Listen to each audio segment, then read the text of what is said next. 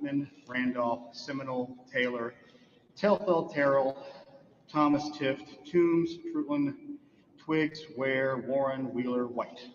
Those are the 43 that are done. Now, the big ones, obviously, are the ones that take the longest and the biggest concern potentially. So, as y'all heard earlier, there was an issue in Fulton where they made some errors in their processing and then ended up rescanning. Now, in the rescan, they had 11 scanners. The state supplied 2 additional ones, and then we supplied 4 more to get through. So they have 17 scanners running right now. They have finished all their election day ballots, and they are partway through their absentee ballots. Now, they've done some things that I don't think we would have said to do. Like yesterday, they quit at 4:45. Today, they're quitting at 5 o'clock, and their plan tomorrow is to scan from 7 a.m. to 11 p.m. to get to the balance of the absentees and then through their absentee and person votes that they have. DeKalb County is done with the physical scanning. They're dealing with one thing on adjudication. Cobb County is done with the physical scanning. Gwinnett County had about 120,000 ballots left this morning, and they're 60% through them by the time they knock off today. They plan to get the balance of those done tomorrow morning, probably before lunch. So Gwinnett will finish that scan. Those are the big 4.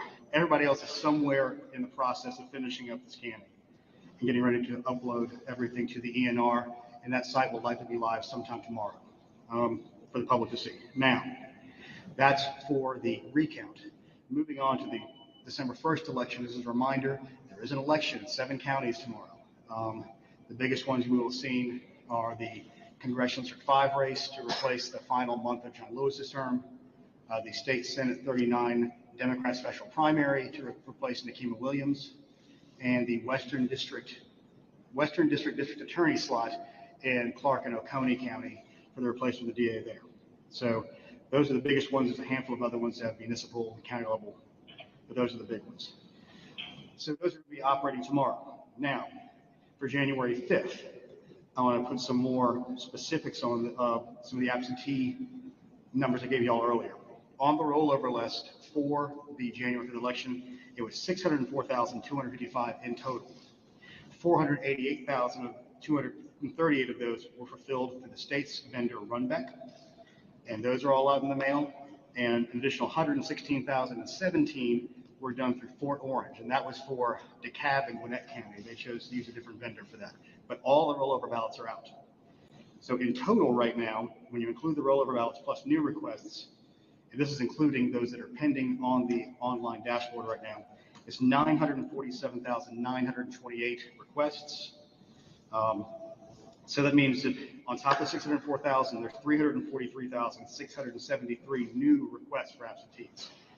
Of those 343,673, 319,022 have come through the online portal.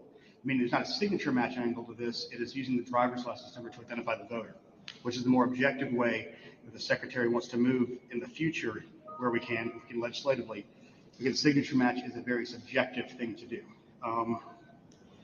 Let's see. Those are the main points of where we stand on this right now.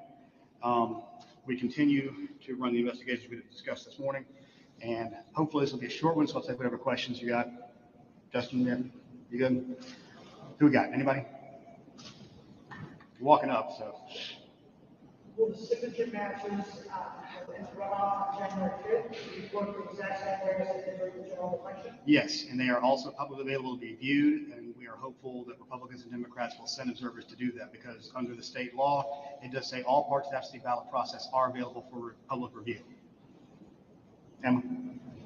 You said in the past that in November there was less interest in that part of the process from parties. Was there any at all that you know of? As I know, that there was, I haven't been able to track this down. It's my understanding that our elections director did receive one phone call from one county director, and he thinks he knows which one it's from, but since it was a phone call, he doesn't have an email to go back and look to, or one person requested to go and see it and may have done it for a day or two.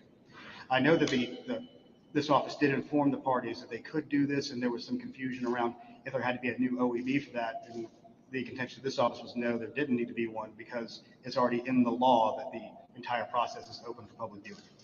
So to your knowledge, one person in the entire state? One person, as I way understand it, and I can't figure who specifically is because it was a phone call from, a month and a half, 2 months ago. Yes, ma'am.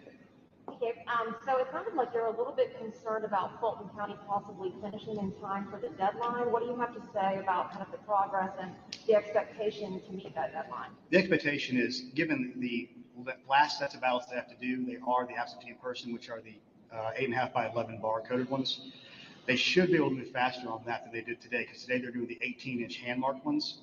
So we anticipate they can usually get 300,000 or so done in a day like that. So if they're going to be there all day, they should be able to do it. Again, it's not the way that I personally would have managed through that prospect and kind of pushing it towards the end. I'd rather have more time to deal with anything that might come up because, it's 2020 and it's Fulton County. But in general, I think we're still on a good path to have every county, including Fulton County, meet our deadline of midnight on Wednesday. Yes. Is there any sort of potential roadmap in terms of future audit us at church and They have to be done by the counties to begin with, so that's set in the law, and that's what we will continue to see. If there is a lawsuit that comes forward or an election challenge that a judge says has to be a signature audit, that's up to that judge. Sure. What happens if the county doesn't I guess we'll have to cross that bridge when we come to it. I mean, we'll have to deal with it as we have sometimes kind of baked in the cake. But the intention is, not the intention, the rule is, this recount will now become the new certified election results. So if there's anything different, a county would have to come back in and recertify in the state. If any county recertifies in the states, they have to recertify as well. So we need to have that time kind of baked in the cake by Friday to get done. So that's why we chose the Wednesday night deadline on the just in case something like that might happen. But our intention is to hold everybody's feet to the fire and make that deadline like we did on the hand audit. We got it on the hand audit, we can get it on this one.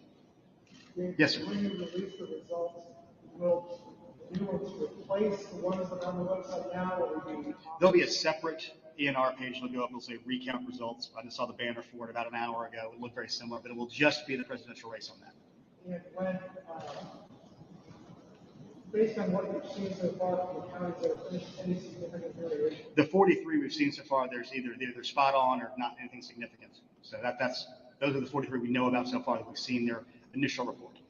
Just only the presidential race, or what are the PSC? It's only the presidential race. The PSC race was requested at the wrong time using the statute they were trying to do, and they needed to outline the irregularities if they had done it before certification. Post certification, the only recount request can be done in the 0.5% if being within the second place finisher or the third place finisher going to a runoff. Just making sure I understood this correctly, when you were talking about the absentee ballot requests, Mhm. you have more than 300,000 new requests, people who did not request for the general election, is that right? No, what this is, these are new requests as compared to the rollover requests. Because remember, for each subsequent election, an elector would have to make that choice or to ask for that ballot.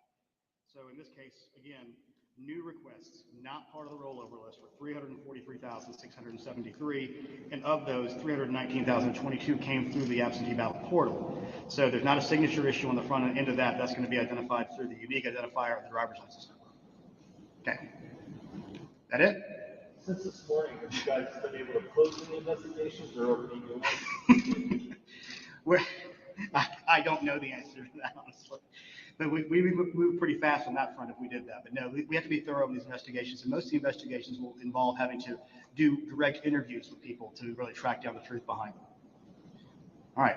Well, if that's it, we'll see y'all later this week. And hopefully we will have the results in for the recount and we move on and have a successful election tomorrow. Thanks. Have a great day.